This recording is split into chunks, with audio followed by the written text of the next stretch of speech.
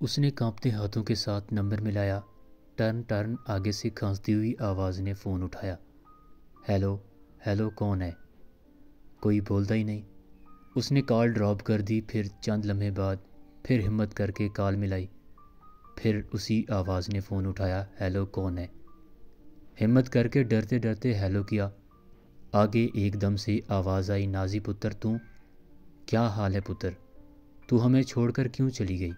پتر، کیوں ماں باپ کی عزت خاک میں ملا دی؟ بھائی تیرے خون کے پیاسے ہوئے ہیں۔ کہاں ہے تو؟ ٹھیک تے ہے نا پتر؟ کتھے آ تو؟ نازی کا رو رو کر برا حال تھا، کچھ نہ بولی۔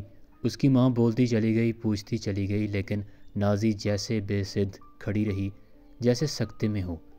پھر اماں کی طرف سے سوال ہوا، پتر تو ہے کہاں؟ اتنے سال ہو گئے، تو خوش تے ہے نا؟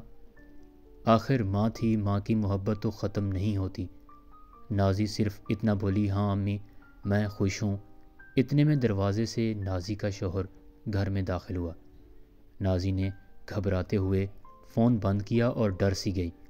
شوہر نے داخل ہوتے ہی پوچھا، کس سے فون پر لگی تھی؟ میری غیر حاضری میں تم دوسرے مردوں سے گپیں لگاتی ہو؟ تم میرے ساتھ بھاگ کر آئی ہو؟ کسی اور کے ساتھ بھی بھاگنے کا ارادہ ہے؟ بے اعتباری عورت، گھر سے بھاگی ہوئی لڑکی کو جان نثار کی والہانہ سچی محبت، اندھے قانون کی لاٹھی، دنیا اور ہر مذہب کی رضا، مجبور والدین کی رضامندی، غیرت مند بھائیوں کا وقتی سمجھوتا، یار دوستوں کی دلی خوشی اور اپنے ضمیر کی آواز کا اطمینان مل بھی جائے لیکن اسے عزت کبھی بھی نہیں ملتی۔ اپنی ساری زندگی کی قیمت پر بھی نہیں، اپنی آنے والی نسلوں کے سامنے بھی نہیں۔ اسے صرف سمجھوتے کرنے ہوتے ہیں، وہ سمجھوتے جن سے فرار کے لیے اس نے یہ انتہائی قدم اٹھایا۔ زندگی کا یہ گول چکر اسے ساری زندگی گزار کر ہی سمجھ آتا ہے۔